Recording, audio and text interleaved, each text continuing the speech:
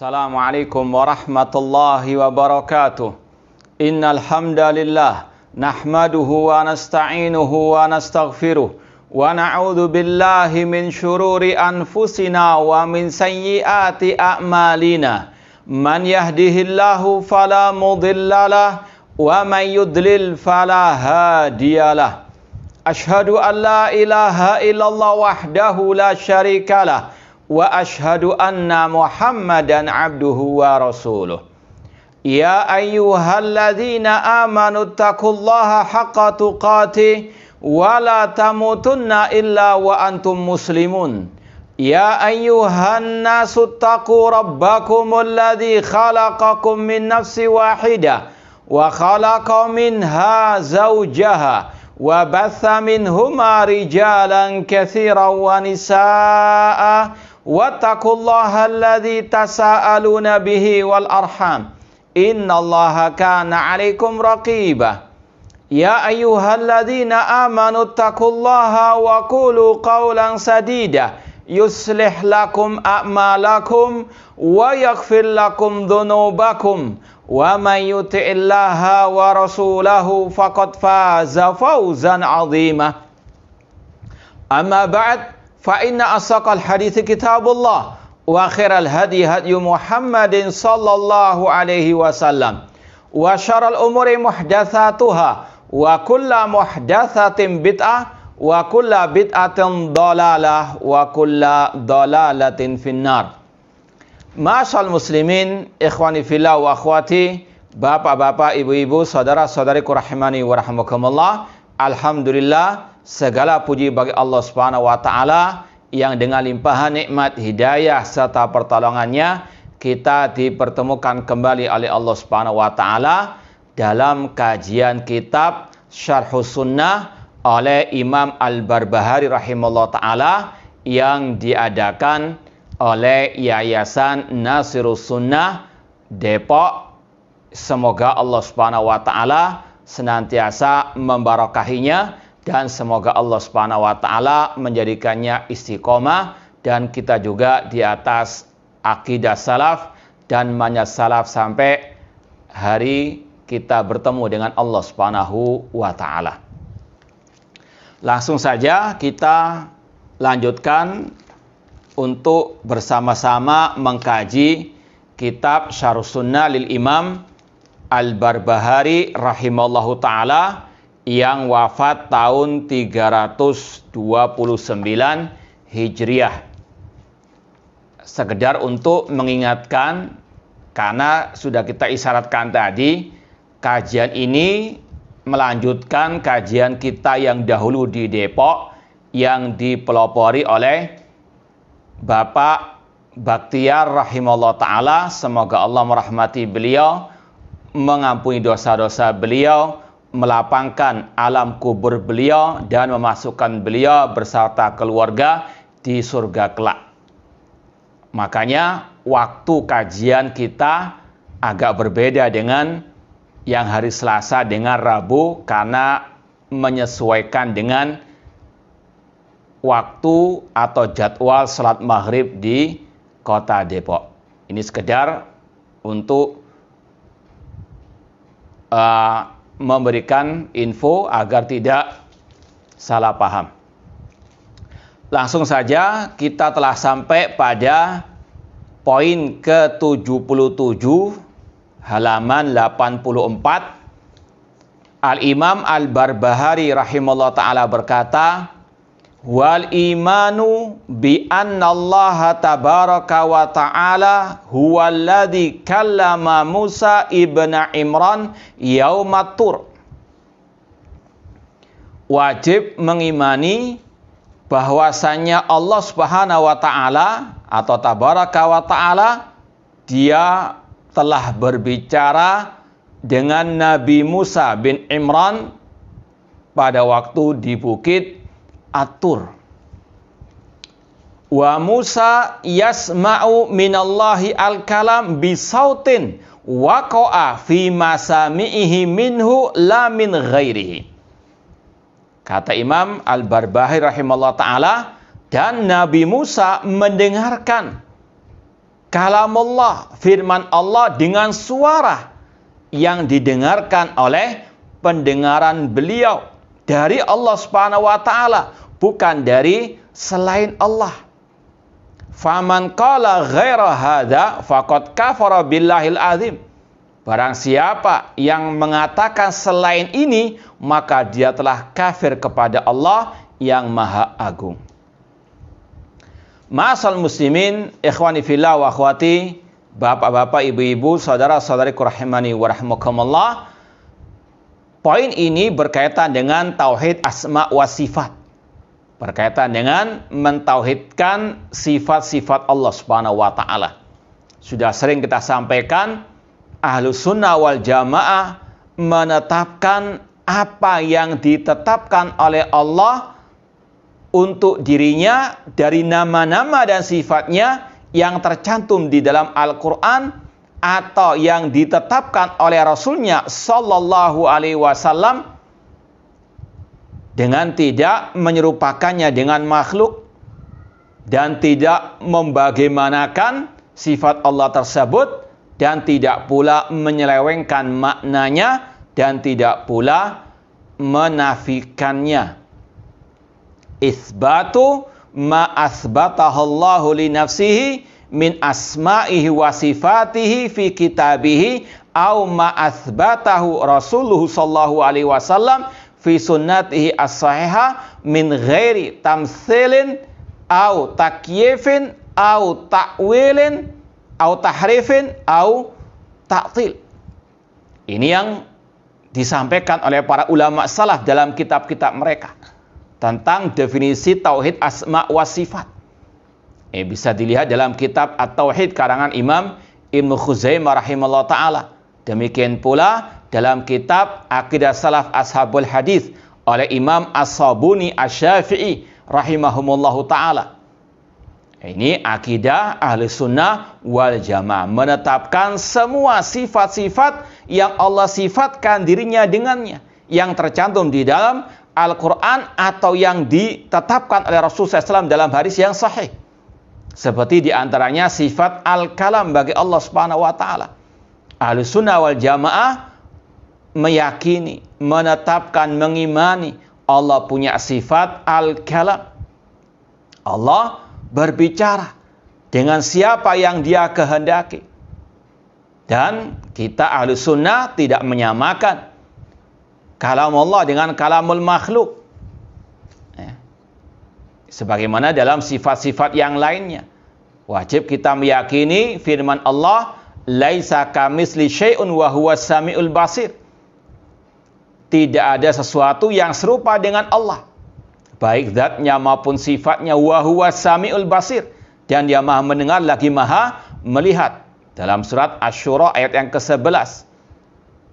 Ayat ini, surat Asy-Syura ayat ke-11, merupakan kaidah dalam memahami tauhid asma wa sifat. Wajib kita untuk mensucikan Allah dari menyerupai makhluknya. Setiap kita melewati ayat-ayat atau hadis-hadis tentang sifat Allah, wajib kita mengatakan sifat Allah tidak sama dengan sifat makhluk. Laisa kamitslihi syai'un. Ini namanya tanzihun, mensucikan Allah. Namun bila ta'til, tanpa menafikan, meniadakan sifat Allah. Wa huwas samiul basir, dan dia maha mendengar lagi maha melihat. Ini isbat, menetapkan nama Allah dan juga sifat Allah, namun bila tamtsil. Harus digandeng ayat tadi, laisa kamitsli syai'un wa huwas samiul basir. Sebagian ahli bid'ah hanya memotong sampai laisa kamitsli syai'un saja. Allah tidak serupa dengan sesuatu apapun. Kemudian mereka menyatakan Allah tidak punya sifat ini, tidak punya sifat itu, karena laisa kamitsli syai'. Naudzubillah min dzalik. Ini gagal pahamnya ahli al-bid'ah. Tidak meneruskan ayatnya wa huwas samiul basir, menetapkan sifat-sifat Allah. Makanya Ahlussunnah mengatakan laisa kamitsli syai'un, ini tanzihun, lakin bila ta'til, mensucikan Allah dari menyerupai makhluk, namun tanpa meniadakan, menafikan sifat-sifat Allah. Wa huwa samiul basir isbatun bila tamtsil.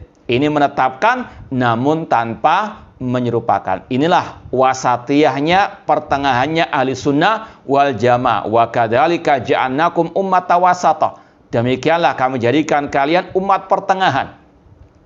Di antaranya dalam masalah nama-nama dan sifat Allah, ahli sunnah pertengahan. Di antara kelompok al-musyabbihah yang menyerupakan Allah dengan makhluk, menyerupakan sifat Allah dengan sifat makhluk. Mereka mengatakan kalamullah sama dengan kalamul makhluk. Mereka mengatakan tangan Allah sama dengan tangan makhluk. Ini musyabbihah, hukumnya kufur akbar. Lawannya kelompok al-mu'attilah menafikan nama-nama dan sifat Allah. Ahli sunnah pertengahan menetapkan nama dan sifat Allah yang tercantum dalam Al-Quran dan sunnah yang sahihah, namun tanpa menyerupakannya dengan sifat makhluk. Ya, inilah pertengahan ahli sunnah wal jamaah di antara kelompok musyabbihah dan kelompok al-mu'attilah. Ya, at-tashbih kufrun, demikian pula dengan at-ta'til, itu juga kufur akbar. Sebagaimana kata gurunya Imam Bukhari, Na'im bin Hammad rahimahullah ta'ala, beliau mengatakan man syabbahallaha bi syai'in min khalqihi faqad kafara. Barang siapa yang menyerupakan sifat Allah dengan sifat makhluk, maka dia kafir. Seperti tadi, mengatakan tangan Allah sama dengan tangan makhluk, mengatakan kalam Allah sama dengan kalam makhluk, kata gurunya Imam Bukhari tadi, ini kufur akbar, faqad kafara. Demikian pula, wa man ankara ma wasafallahu wa rasuluhu faqad kafara. Barang siapa mengingkari, menafikan apa yang Allah sifatkan dirinya dengannya, atau yang disifatkan Rasulullah SAW, maka dia telah kafir. Kemudian beliau mengatakan, wa laisa fima wasafallahu wa rasuluhu tashbihun. Adapun sekedar mensifati Allah dengan sifat yang Allah sifatkan dirinya dengannya, atau yang disifatkan oleh Rasulullah SAW, itu bukanlah tashbih, menyerupakan Allah dengan makhluk. Ini bedanya ahlus sunnah dengan ahlul bidah. Ahlul bidah selalu gagal paham. Mereka mengira kalau kita menetapkan Allah punya sifat, dituduh kita mujassima, musyabbiha, menyerupakan Allah dengan sifat makhluk. Na'udzubillah min dzalik. Ya, sekedar menetapkan sifat Allah itu bukan tashbih, kata Nu'aim bin Hammad rahimallahu ta'ala. Ya, karena dalam kaidah persamaan dalam kata tidak mengharuskan persamaan dalam hakikatnya. Allah punya sifat kehidupan. Apakah sama dengan kehidupan manusia? Tidak sama. Kata-katanya sama, kehidupan dan kehidupan. Ya. Kalau kita membantah orang-orang yang menafikan sifat Allah atau yang mentakwilkan sifat Allah tadi, kita balikkan. Kalau kalian mengingkari misalnya sifat tangan bagi Allah dengan alasan kalau ditetapkan Allah punya sifat tangan nanti serupa dengan sifat makhluk, maka kita tanya kepada mereka, apakah kalian menetapkan sifat kehidupan bagi Allah? Mereka akan mengatakan iya, karena mereka menetapkan 7 sifat bagi Allah, di antara sifat al-haya. Kemudian kita kembalikan ucapan mereka, berarti kalian menyerupakan Allah dengan makhluk, karena makhluk juga punya kehidupan. Mereka akan mengatakan beda kehidupan Allah dengan kehidupan makhluk. Maka kita balikkan lagi, demikian pula dengan sifat tangan, sifat wajah bagi Allah tidak sama dengan sifat makhluk. Ahli sunnah akidahnya mudah, simpel, tidak ribet, birruat sebagaimana kelompok ahli al-kalam, ahli bidah tersebut. Intinya sekali lagi, ini kaidah yang harus terus dipahami dan ditanamkan dalam diri kaum muslimin, bahwasanya kewajiban kita mengimani, menetapkan apa yang ditetapkan oleh Allah dan Rasulnya tentang nama-nama dan sifatnya, tanpa menyerupakannya dengan sifat makhluk, tanpa membayang-bayangkannya, tanpa mentakwilkannya, menyelewengkan maknanya, dan tanpa menafikannya. Dan di antara sifat Allah yaitu sifat al-kalam. Allah itu berbicara. Dikatakan di sini, wal iman bi anna Allah tabaraka wa ta'ala huwa alladzi kallama Musa ibn Imran yaumat tur. Ya, di antaranya Allah berbicara dengan Nabi Musa alaihissalam Dan ini Allah tegaskan dalam surat An-Nisa ayat 164. Wa kallamallahu Musa taklima. Sungguh-sungguh Allah berbicara dengan Nabi Musa. Kalau kita belajar bahasa Arab, di situ ada kata-kata takliman. Ini untuk menguatkan, menegaskan. Betul-betul Allah berbicara dengan Nabi Musa alaihi assalam. Kalau dalam istilah nahu masdar mutlak. Bahwasanya ini untuk apa? Menegaskan, menekankan. Allah betul-betul berbicara. Secara hakiki, bukan majazi. Meskipun demikian, ahlul bidah, mereka pintar bersilat lidah. Ada kisah dialog antara seorang tokoh Mu'tazilah atau Jahmiyah, kalau nggak salah Bishr al-Marisi, dengan seorang ahli Al-Quran. Kata Bishr al-Marisi, bagaimana kalau kita membaca firman Allah tadi, wa kallamallahu Musa taklima, dengan wa kallamallaha Musa taklima. Kalau dalam mushaf, wa kallamallahu di dhammah, Allahu, wa kallamallah. Kalau yang dalam mushaf yang benar, Allah sebagai subjeknya, sebagai fa'ilnya, mutakallimnya. Wa kallamallahu Musa taklima, Musa sebagai objek. Sebagaimana yang ditegaskan oleh Imam Barbari di sini, Nabi Musa mendengarkan kalam Allah dengan suara yang didengar dari Allah Subhanahu wa taala. Dengan tegas Allah mengatakan wa kallamallahu Musa taklima. Namun namanya ahli kalam bisa saja untuk apa? Menyelewengkannya.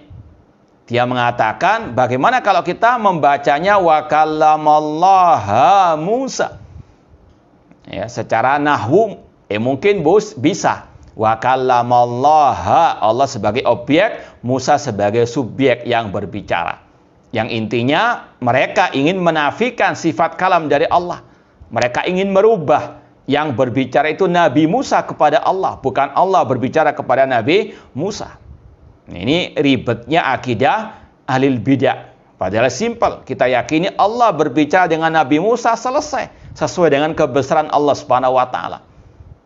Namun karena akal mereka sudah penuh dengan syubhat, penuh dengan kerancuan, mereka ingin merubah redaksi ayatnya. Wa kallamallaha Musa taklima. Saya ulangi lagi, Bishr al-Marisi atau tokoh ahlul bidah mengatakan kepada ahli qiraah Al-Quran, bagaimana kalau kita membacanya wa kallamallaha Musa taklima. Allah yang sebagai objek, Nabi Musa sebagai subjeknya. Maka dijawab oleh ahli qiraah tadi, ya sudah, istilahnya kalau dalam bahasa Surabaya PN itu, ambil sudah bacaan itu. Tapi bagaimana dengan ayat yang lain? Surat Al-A'raf ayat 143.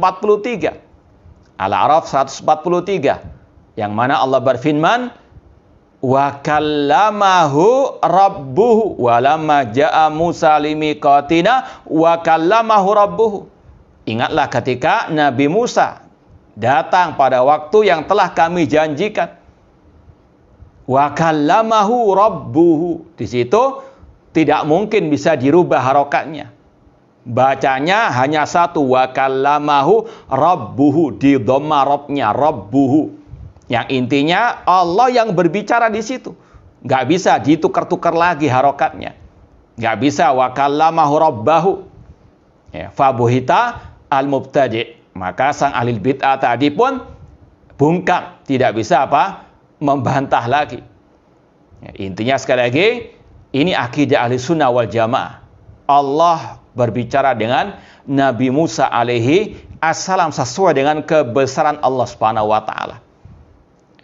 Makanya ditegaskan oleh Imam Barbari di sini, wajib mengimani bahwasanya Allah berbicara dengan Nabi Musa ibn Imran pada waktu di Bukit Tur. Wa Musa yasma'u minallah al-kalam.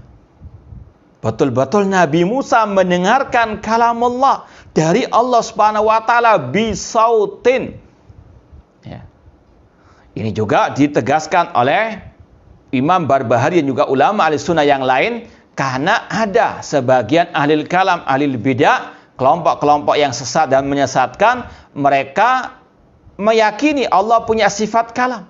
Tapi kalam Allah bukan dengan suara yang bisa didengar.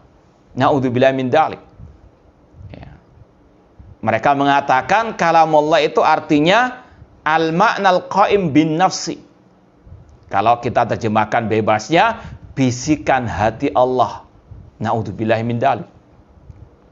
Kata mereka, kalau dikatakan Allah berbicara dengan suara, kata mereka, maka butuh lisan, butuh tenggorokan dan sebagainya, alat-alat untuk berbicara. Na'udzubillah min dzalik. Mereka menuduh ahli sunnah wal jamaah musyabbihah, padahal mereka yang musyabbihah, mereka yang mujassimah. Ketika mereka melewati ayat tentang kalamullah yang terbetik dalam benak mereka, kalau Allah berbicara dengan suara butuh tadi alat-alat berbicara sebagaimana makhluk, maka mereka ini sebetulnya yang mujassimah. Mereka sebelum mentakwilkan, mereka jatuh ke dalam jurang at-tashbih. Mereka tidak ingat ayat laisa kamitslihi syai'un wa huwas samiul basir. Tidak ingat ayat walam yakul lahu kufuwan ahad. Kalau ahli sunnah wal jamaah ketika melewati ayat-ayat tentang sifat, mereka mengatakan Allah punya sifat ini, namun sifat Allah tidak sama dengan sifat makhluk, karena Allah berfirman laisa kamitslihi syai'un wa huwas samiu al-basir wa lam yakul lahu kufuwan ahad. Ya. Mereka sekali lagi di antara syubhat mereka, mengapa mereka mentakwil kalam Allah dengan mengatakan kalam Allah itu al-ma'nal qaim bin nafsi. Suara hati istilahnya begitu. Ya, bisikan hati. Ketika misalnya Allah berbicara dengan malaikat Jibril, kata mereka, Jibril tidak mendengarkan suara Allah. Tapi Jibril paham apa yang Allah kehendaki. Na'udzubillah min dzalik. Di dalam ucapan mereka ada banyak kesesatan, penyimpangan dan tuduhan keji. Di antaranya mereka menuduh Allah bisu, na'udzubillah min dzalik, tidak berbicara. Ya, karena namanya al-kalam, menurut akal yang sehat mengatakan namanya al-kalam itu ucapan yang bisa didengar. Ucapan yang didengar oleh manusia, telinga manusia. Namanya ucapan al-kalam itu bisautin. Apalagi dalam hadis yang sahih, dengan jelas Rasul mengatakan, hadisnya riwayat Imam Ahmad dan yang lainnya, dan hadisnya sahih, diriwayatkan oleh Jabir bin Abdullah radhiyallahu anhu. Ya, ini ada hadis yang sekedar sekelas info saja. Ada kisah menarik dari seorang sahabat Rasul SAW yang bernama Jabir bin Abdullah radhiyallahu anhu. Beliau suatu saat mendengar ada sahabat yang lain di negeri Syam mendengarkan hadis langsung dari Rasulullah SAW yang belum beliau dengar. Jabir bin Abdullah salah satu sahabat Rasul yang banyak meriwayatkan hadis dari Rasulullah SAW. Ketika beliau mendengar ada sahabat yang lain yang mendengarkan hadis dari Rasulullah SAW yang belum pernah beliau dengar, langsung beliau bergegas membeli seekor unta dan bersiap-siap untuk pergi ke negeri Syam dari kota Madinah. 1 bulan perjalanan beliau untuk menimba satu hadis dari sahabat yang lain.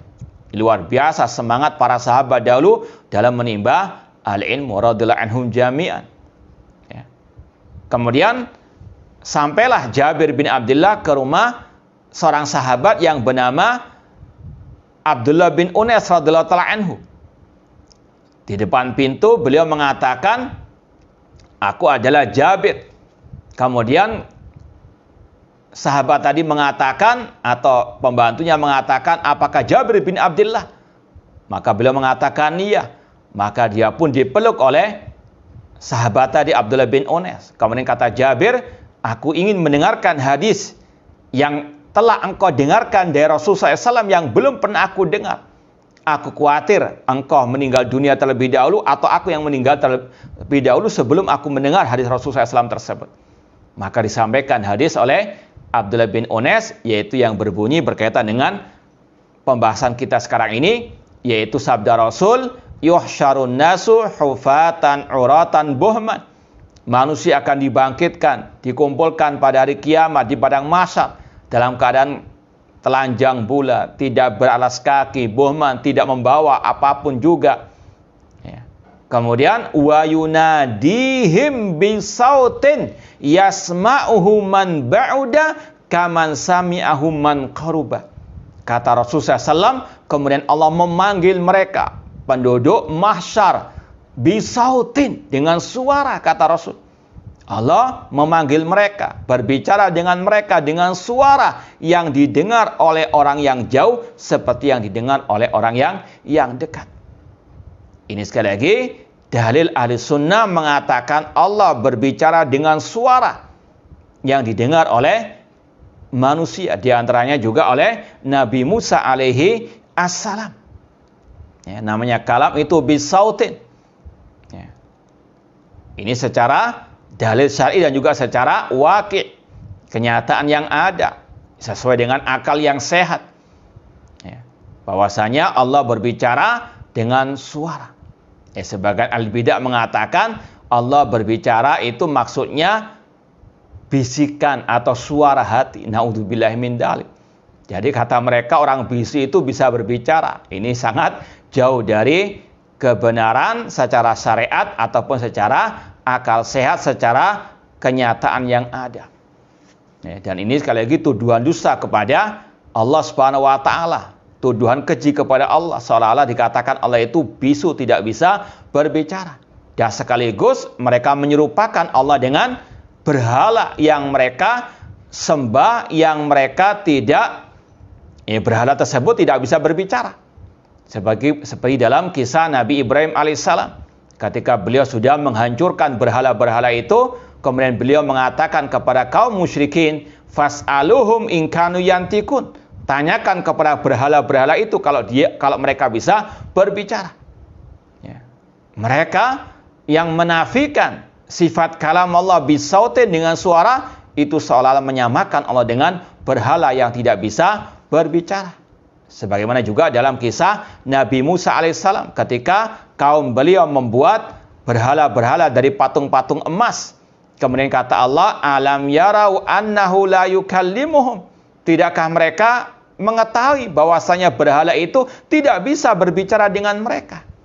Maka yang menafikan kalam Allah bisautin, dengan suara, itu telah menuduh Allah, menyamakan Allah dengan berhala. Naudzubillahi min dzalik. Maka sekali lagi ahli sunnah atau ulama salaf sangat menekankan pembahasan ini. Ini berkaitan dengan sifat Allah, tauhid asma wa sifat, berkaitan dengan rukun iman yang pertama, al-iman billah. Kata beliau, wa Musa yasma'u minallah al-kalam. Nabi Musa mendengarkan dari Allah al-kalam bisautin, dengan suara, waqa'a fi masami'i, yang didengar oleh Nabi Musa alaihissalam dari Allah minhu, la min ghairi, bukan dari selain Allah Subhanahu wa taala. Karena di luar sana ada kelompok-kelompok sesat dan menyesatkan. Mereka mengatakan bahwasanya sebetulnya Nabi Musa itu tidak mendengarkan langsung kalamullah dari Allah. Namun Allah menciptakan suara di balik pepohonan, kemudian Nabi Musa pun mendengarkan suara tersebut. Naudzubillahi min dzalik. Al-Sunnah mengatakan betul-betul Nabi Musa mendengarkan suara Allah, kalam Allah. Namun sekali lagi kalam Allah tidak sama dengan kalamu al-makhluk. Waqa'a fi masami'i minhu la min ghairi. Faman qala ghairu hada, barang siapa yang mengatakan selain ini, faqad kafar, maka dia telah kafir billahil azim, karena dia menyerupakan kalam Allah dengan kalamu al-makhluk.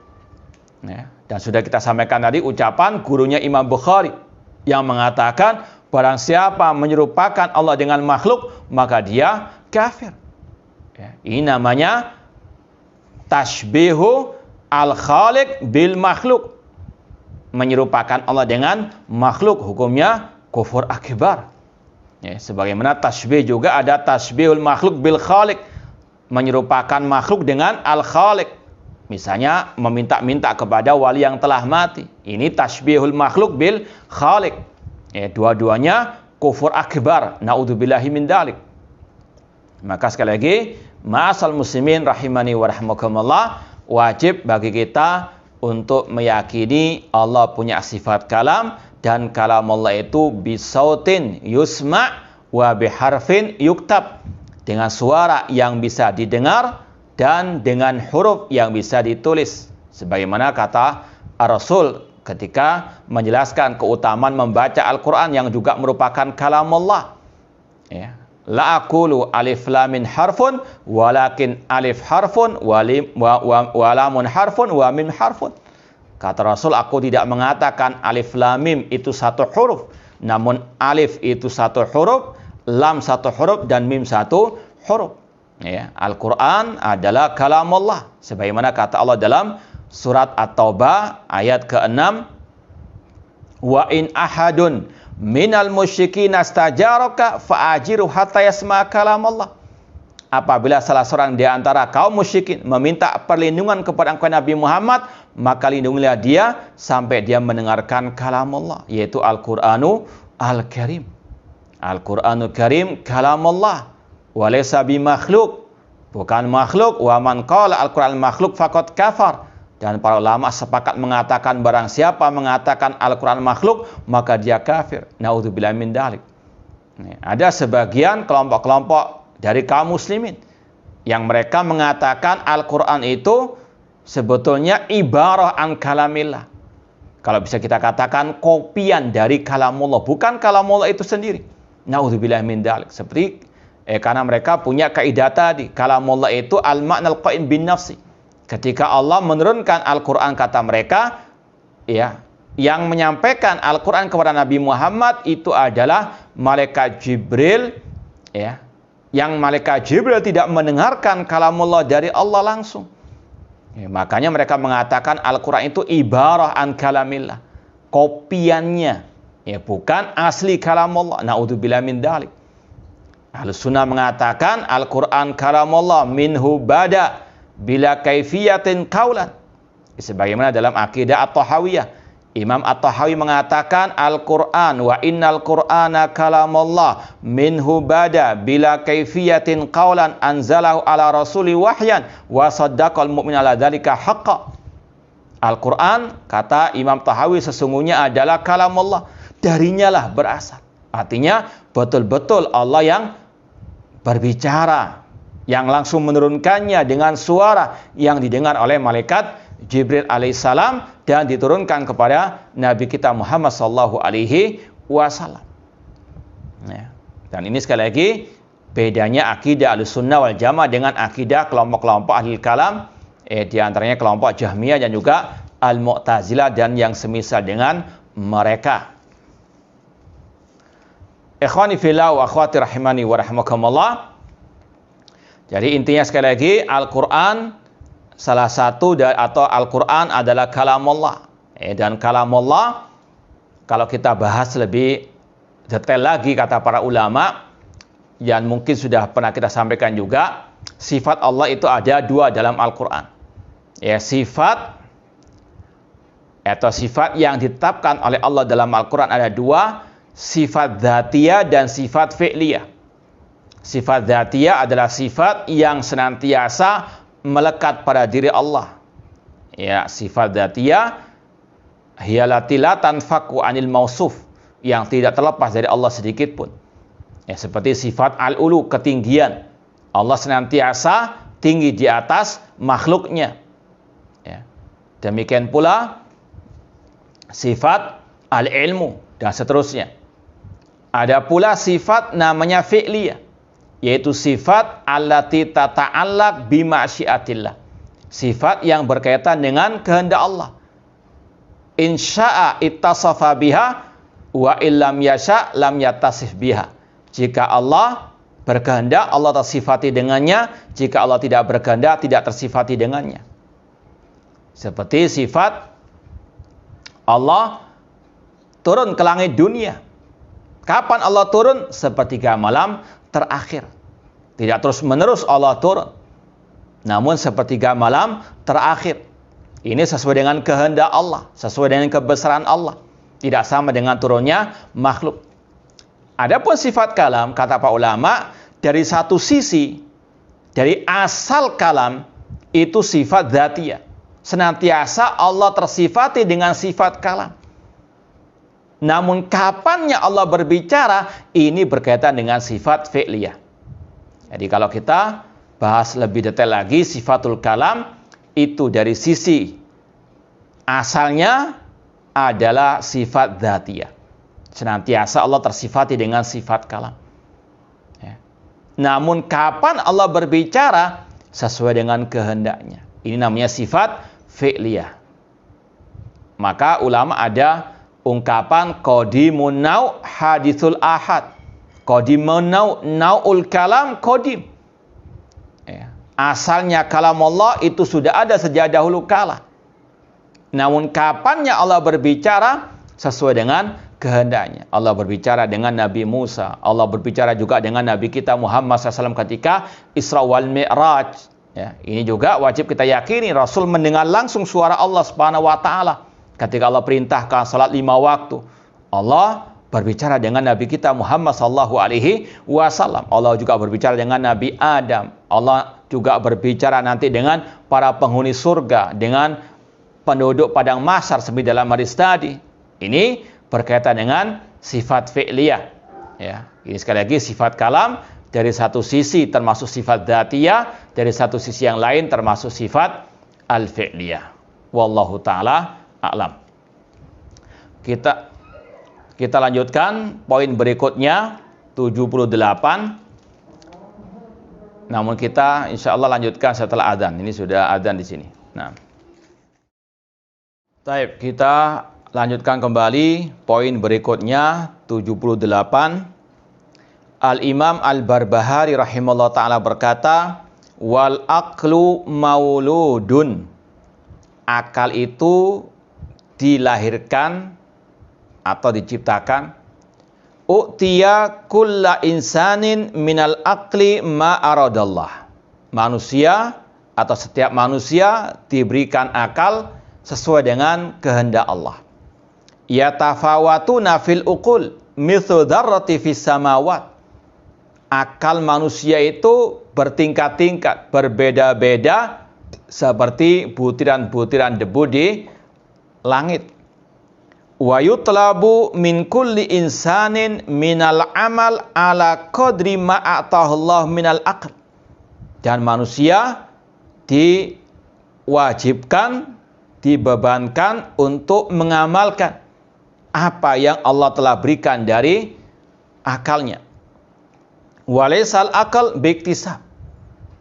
Tidak mungkin manusia bisa menciptakan akal. Innama huwa fadlun minallahi tabaraka wa ta'ala. Sesungguhnya akal merupakan karunia dari Allah Subhanahu wa ta'ala. Ma'asal muslimin ikhwani fillah wa akhwati rahimani wa rahimakumullah. Kata Imam Barbahari tadi, wal aql mauludun. Kata Syekh Shalih bin Fauzan Al-Fauzan dalam syarahnya, ada dua makna di sini. Bisa jadi makna yang pertama, al-aql maulud artinya makhluk.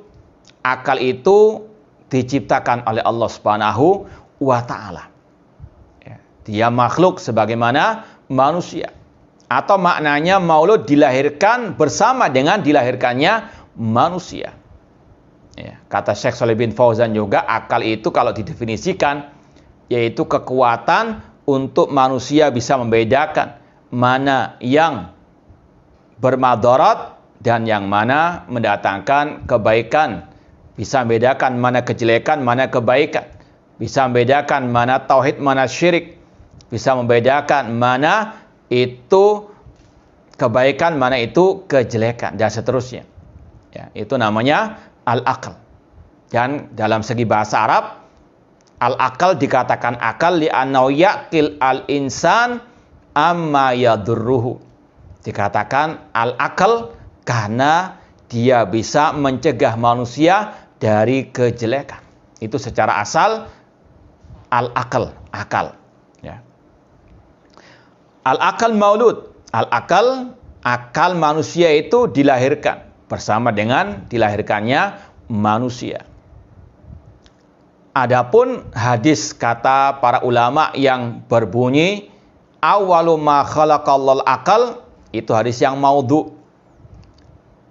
Akal adalah makhluk yang pertama Allah ciptakan, atau yang pertama kali Allah ciptakan adalah akal. Itu sekali lagi hadis yang maudhu kata para al-ulama. Demikian pula kata Ibnu Qayyim rahimahullah dalam kitab beliau Al-Manarul Munif, setiap hadis yang berkaitan dengan keutamaan akal, hadisnya tidak ada yang sahih sama sekali. Seperti hadis ad-din huwal akal, agama itu adalah akal. La dina liman la aklalahu, tidak ada agama bagi yang tidak berakal. Itu kata para ulama, di antara Ibnu Qayyim tadi dalam kitab Manarul Munif, tidak ada yang sahih hadis tentang keutamaan akal. Namun kita wajib meyakini akal itu merupakan anugerah dari Allah Subhanahu wa Ta'ala, sebagaimana anggota tubuh manusia. Itu anugerah dari Allah, itu nikmat dari Allah. Maka wajib untuk disyukuri dengan apa? Dengan menggunakannya di jalan Allah Subhanahu wa Ta'ala. Makanya Ahlus Sunnah wal Jamaah menempatkan akal pada tempatnya. Ahlus Sunnah seperti yang kita katakan tadi selalu pertengahan. Sebagaimana kata Syekhul Islam Ibnu Taimiyah rahimahullah, Ahlus Sunnah wasatun bainal firaqi kama annal Islam wasatun bainal umam. Ahlus Sunnah pertengahan di antara semua kelompok-kelompok sesat dalam segala hal. Sebagaimana Islam pertengahan di antara semua agama-agama yang ada. Di antara pertengahannya Ahlus Sunnah wal Jamaah tentang masalah al-aql. Ahlus Sunnah wal Jamaah tidak menuhankan akal, tidak mendudukkan akal di atas porsinya, kadarnya, kedudukannya, namun tidak pula menanggalkan akal. Ahlus Sunnah pertengahan, menempatkan akal pada tempatnya. Maka dusta, batil kalau ada yang mengatakan Ahlus Sunnah tidak mau menggunakan akal secara mutlak. Ketika Ahlus Sunnah mengatakan tidak boleh menggunakan akal dalam segala hal, dalam masalah gaib, bukan berarti menanggalkan akal 100%, tidak. Namun akal ditempatkan pada tempatnya. Ahlus Sunnah wal Jamaah menempatkan akal pada tempatnya. Akal digunakan untuk mentadaburi ayat-ayat Allah, bukan untuk membagaimanakan sifat Allah. Ini salah satu cara Ahlus Sunnah menempatkan akal. Akal sebagaimana kata Rasul, tafakkaru fi ayatillah wala tafakkaru fi zatillah. Pikirkanlah, renungkanlah tanda-tanda kekuasaan Allah, makhluk-makhluk ciptaan Allah. Inna fi khalqis samawati wal ardi wa ikhtilafil laili wan nahar la ayatin liulil albab. Sesungguhnya dalam pencipta langit dan bumi, pergantian malam dan siang terdapat tanda-tanda kekuasaan Allah bagi orang-orang yang berakal, liulil albab. Al-lub, albab di sini kata Syekh Shalih Fauzan juga artinya al-aql. Al-aql dalam Al-Quran itu ada beberapa penamaannya. Ulil albab, ulin nuha, dan seterusnya. Intinya, Ahlus Sunnah wal Jamaah menggunakan akal untuk memikirkan kekuasaan Allah yang akan menyampaikannya kepada tauhidullah. Akal digunakan untuk mentauhidkan Allah Subhanahu wa Ta'ala.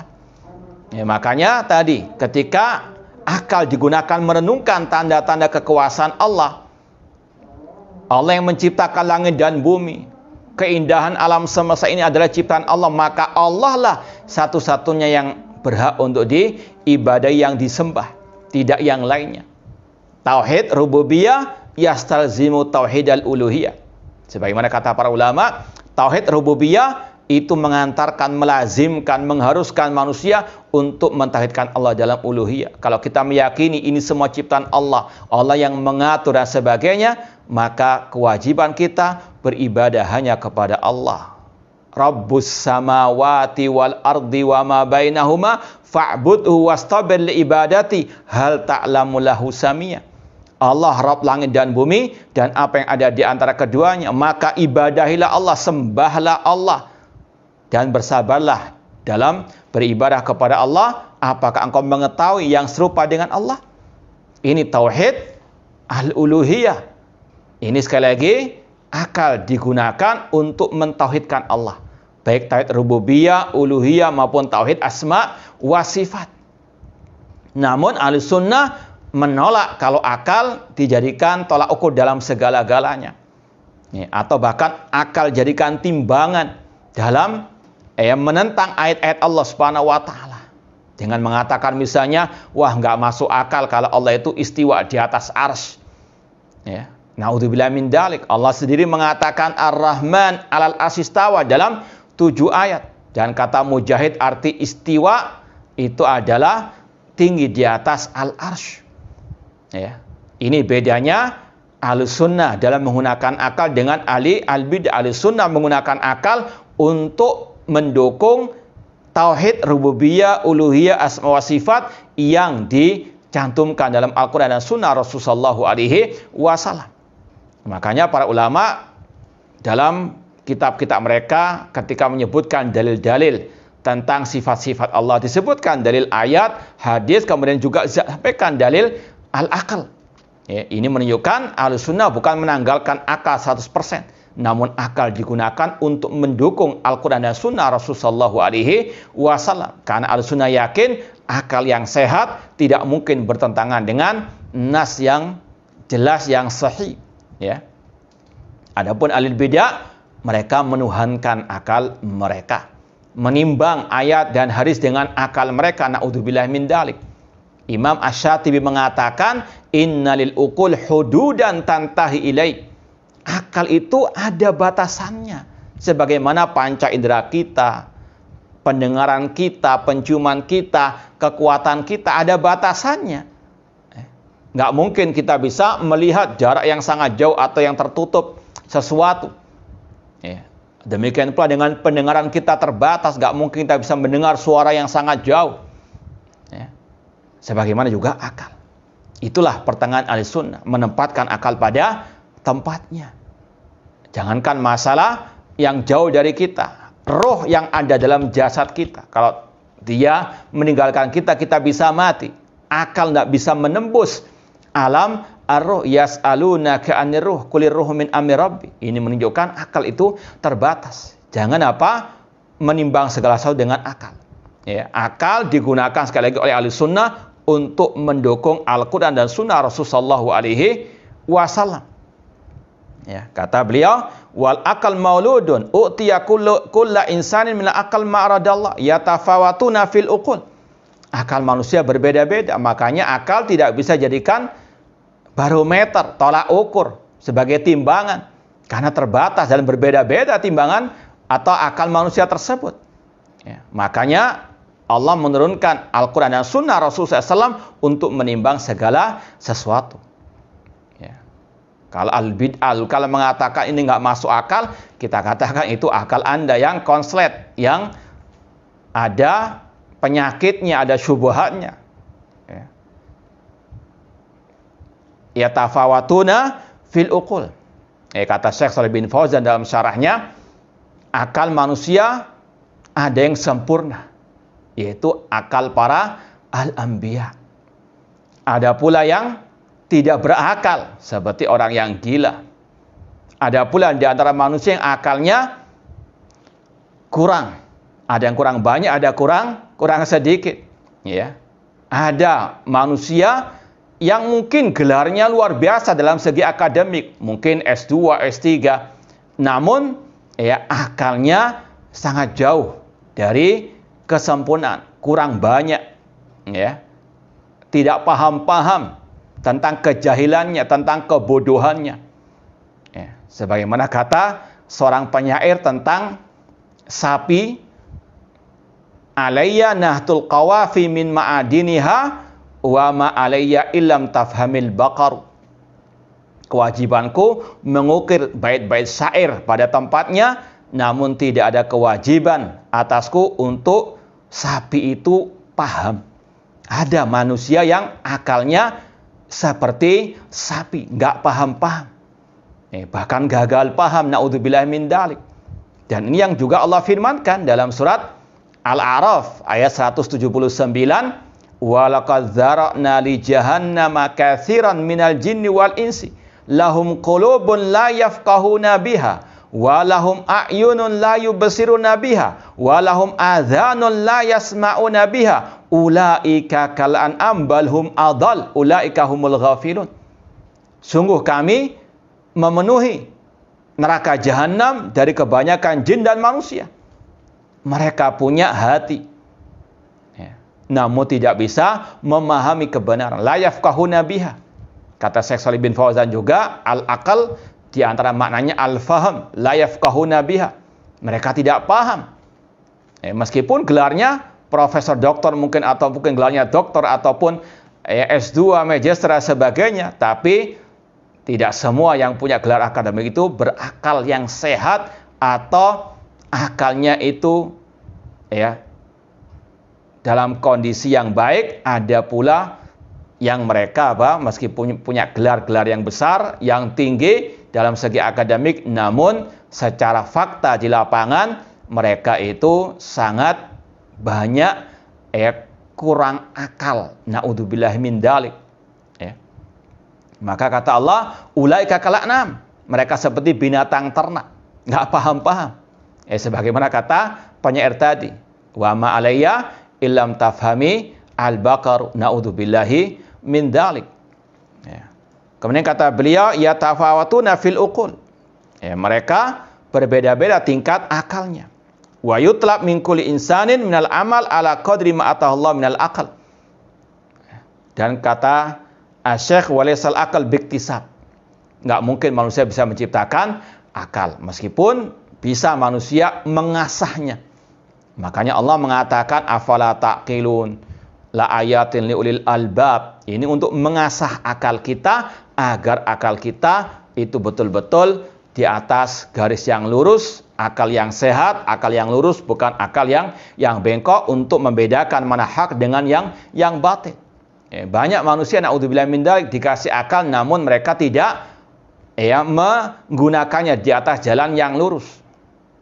Ada yang salah malah dibela, yang lurus malah disingkirkan. Ini orang-orang yang akalnya sudah bengkok, ini akalnya yang sudah rusak, yang sudah konslet, naudzubillahi min dzalik. Yang jahil murakkab dibela mati-matian, naudzubillahi min dzalik. Ini akal yang konslet, tidak bisa membedakan mana hak, mana batil, mana jahil, mana yang alim, mana yang licik, dan mana yang di atas al-haq. Maka sekali lagi, manusia harus bersyukur diberikan akal, dan di antara caranya menggunakan akal tersebut di atas kebenaran, di atas Al-Quran dan Sunnah Rasulullah SAW. Bukan seperti ahli al-bidah yang membeo, yang taklid buta, yang fanatik kepada ustadznya, tokohnya, di atas kebenaran atau kebatilan dibela mati-matian. Ini orang yang tidak berakal sehat. Naudzubillahi min dzalik. Ini yang mungkin bisa kita sampaikan pada kesempatan malam hari ini. Semoga bermanfaat dan semoga Allah Subhanahu wa taala senantiasa memberikan kepada kita akal yang sehat, akal yang di atas Al-Qur'an dan Sunnah Rasulullah SAW, yang mengikuti Al-Quran dan Sunnah Rasulullah SAW, dan semoga Allah menghidupkan dan mewafatkan kita di atas akidah salaf dan manhaj as-salaf. Wallahu ta'ala alam.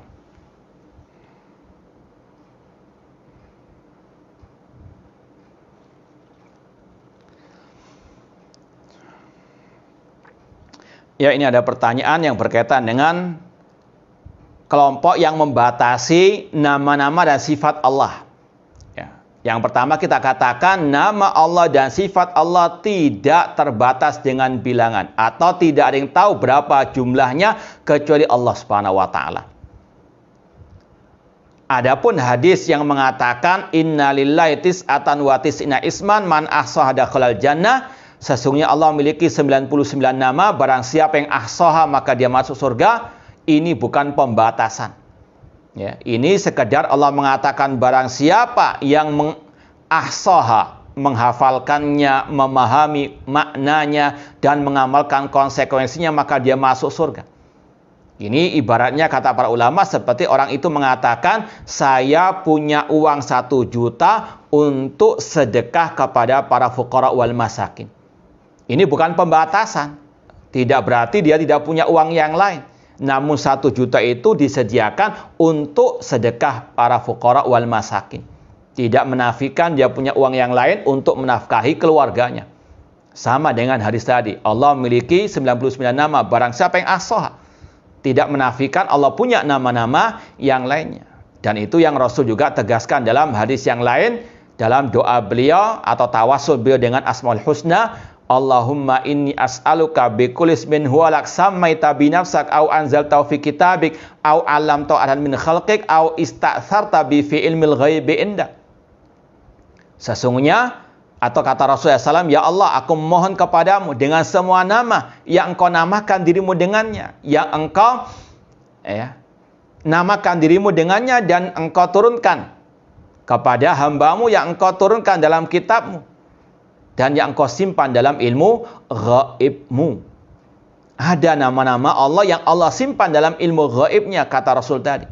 Maka tidak ada yang tahu jumlahnya kecuali Allah Subhanahu wa ta'ala. Jadi nama Allah tidak bisa atau tidak ada yang bisa menghitung tahu jumlahnya kecuali Allah. Demikian pula dengan sifat Allah. Karena ahlu sunnah mengatakan setiap nama Allah mengandung sifat Allah. Kalau nama Allah tidak ada yang tahu jumlahnya kecuali Allah, maka demikian pula dengan sifat-sifat Allah Subhanahu wa ta'ala. Maka salah kalau membatasi nama dan sifat Allah Subhanahu wa ta'ala dengan bilangan tertentu. Nah, kalau jelas menafikan sifat-sifat Allah, jelas itu kelompok yang sesat dan menyesatkan.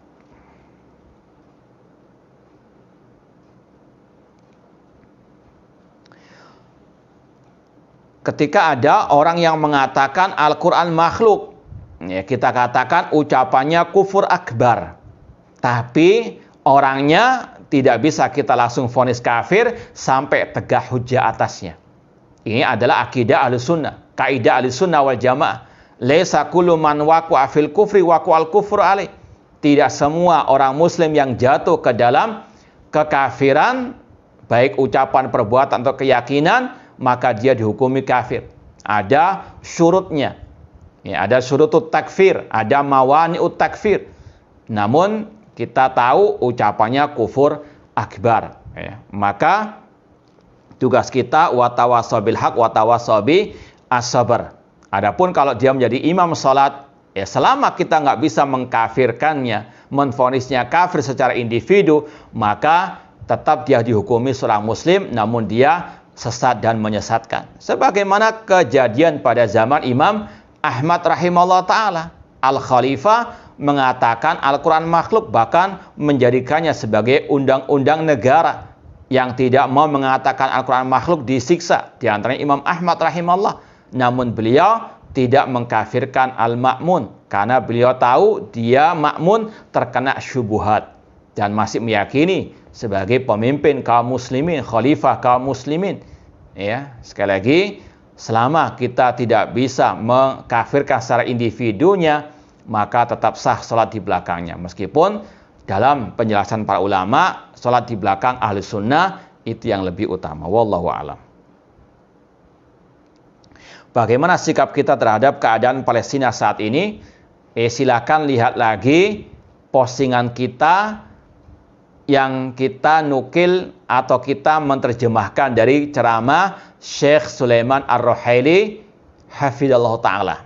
Tugas kita mendoakan mereka. Semoga Allah menolong kaum muslimin di Palestina dan semoga Allah menghancurkan orang-orang kafir Yahudi yang menjajah kaum muslimin di sana. Dan kita kewajibannya mengokohkan akidah tauhid kita kepada Allah Subhanahu wa ta'ala. Sekali lagi lihat kembali kepada fatwa para ulama tentang hal ini. Ya, karena kita Ahlussunnah selalu rujuk kepada para ulama. Kita nggak ngarang-ngarang sendiri fatwa, nggak hanya modal semangat. Asbun, Masjid Aqsa sama dengan Haikal Sulaiman. Ini orang yang kurang akalnya atau konslet akalnya. Naudzubillahi min dzalik. Ya, rujuk kepada para ulama, apalagi di saat-saat yang sangat luar biasa keadaannya, yang masalah-masalah besar kontemporer misalnya, rujuk kepada para ulama, bukan kepada orang yang jahil namun ngelama. Naudzubillahi min dzalik. Ya, itu yang bisa mungkin kita sampaikan pada kesempatan malam hari ini. Semoga bermanfaat. Kurang lebihnya mohon maaf. Aqulu qouli hadza wa akhiru da'wana anil hamdulillahirabbil alamin. Wassalamualaikum warahmatullahi wabarakatuh.